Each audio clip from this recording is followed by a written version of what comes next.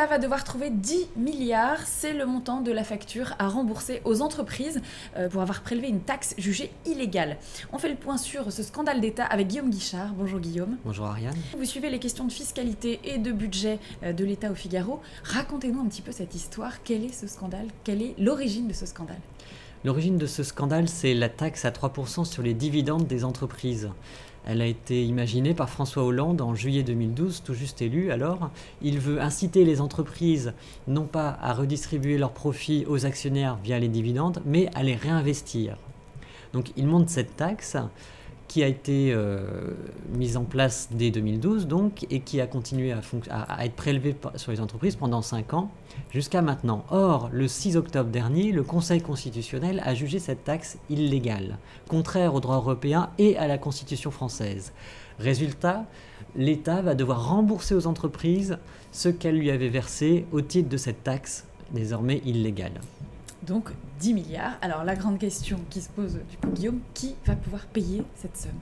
Eh bien c'est paradoxal, les entreprises qui ont payé la taxe, qui ont obtenu gain de cause auprès du Conseil constitutionnel vont devoir payer la moitié a priori de la facture de ces 10 milliards. En effet, Bruno Le Maire s'arrache les cheveux actuellement pour savoir comment financer ces 10 milliards qui lui tombent sur le coin du visage. Donc du coup, il va demander aux entreprises de payer 5 milliards via une surtaxe exceptionnelle et puis l'État prendra à sa charge 5 autres milliards.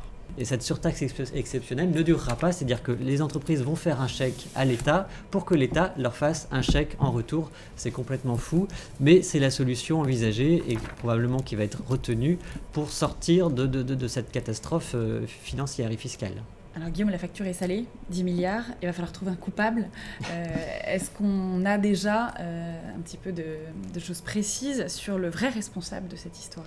Alors, comme dans toutes les grandes catastrophes, il n'y a pas un seul coupable, un seul responsable. Il y en a plusieurs, il y a une addition de négligence, peut-être aussi d'erreurs, hein, tout simplement. Pour moi, il y a 3 étapes dans cette histoire. La première, c'est quand la taxe est créée en juillet 2012, le patronat alerte le gouvernement socialiste en lui disant « Attention, ce que vous faites, votre nouvelle taxe est très fragile juridiquement, elle ne va pas tenir le coup ». La majorité d'alors, avec notamment Emmanuel Macron, qui est secrétaire général adjoint à l'Élysée en charge de l'économie, décide que le risque en vaut la chandelle et du coup maintient la taxe en l'état. Deuxième étape dans l'histoire de cette taxe, où là vraiment les autorités auraient dû faire quelque chose. C'est en 2015, la Commission européenne alerte Paris en lui disant « Attention, votre taxe est sûrement contraire au droit européen ». Christian Eckert, le secrétaire d'État au budget à l'époque, l'admet devant les sénateurs en novembre 2015. Sachez que la France n'est pas en conformité avec le droit européen, il le dit. Voilà, très il clairement. le sait, mais il ne fait rien. Mais ça continue.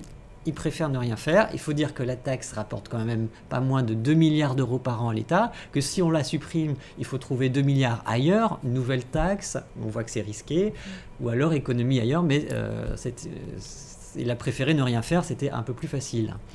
Troisième étape, à mon sens, dans cette histoire, dans ce scandale d'État, comme le dit Bruno Le Maire, c'est en juillet 2017, la majorité a changé évidemment, Emmanuel Macron est président, Bruno Le Maire est ministre des Finances et de l'Économie. Or, en juillet 2017, ses services auraient dû l'alerter en lui disant « Attention, cette taxe, le contentieux lié à cette taxe va coûter beaucoup plus cher que ce qu'on croit ». Elle ne va pas coûter 5,7 milliards, mais peut-être le double. Ils ont réservé, entre guillemets, que 300 millions d'euros dans le budget 2018. Ils auraient dû provisionner beaucoup plus. Quelles peuvent être les conséquences, Guillaume, d'une telle affaire? Est-ce qu'on va pouvoir s'en remettre rapidement? Quelles peuvent être les conséquences? Alors Bercy fait tout pour qu'on s'en remette le plus rapidement possible. C'est pour ça que les entreprises sont mises à contribution. Parce qu'il faut payer tout de suite. Parce qu'il faut, bien, voilà, c'est assez il faut payer urgent. tout de suite, effectivement. Le Conseil constitutionnel, et ça fait partie de la brutalité, entre guillemets, de sa décision, a estimé que l'État devait payer tout de suite. Le premier risque, c'est qu'en fait, ça empêche l'État de revenir dans les clous de la réglementation européenne en termes de déficit. En gros, il faut que les finances publiques soient sous les 3% de déficit de PIB. Or, 10 milliards, ça peut faire voler en éclats cet objectif. Donc il faut trouver de l'argent, l'État va se retourner contre les entreprises, va aussi en sortir parce que finalement la croissance étant meilleure que prévue en 2017, il y aura aussi plus de recettes fiscales, ça permettra d'éponger cette ardoise. Quand même, ce qu'il faut souligner, c'est que cette taxe, elle a rapporté 9,9 milliards d'euros depuis sa création en juillet 2012.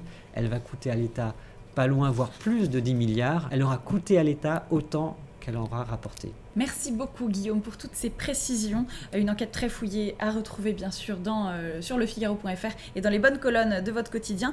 Et une enquête donc on va continuer à suivre attentivement au Figaro. Guillaume, vous reviendrez nous donner les suites de l'histoire. Merci beaucoup, à très bientôt pour un nouveau Focus. Merci.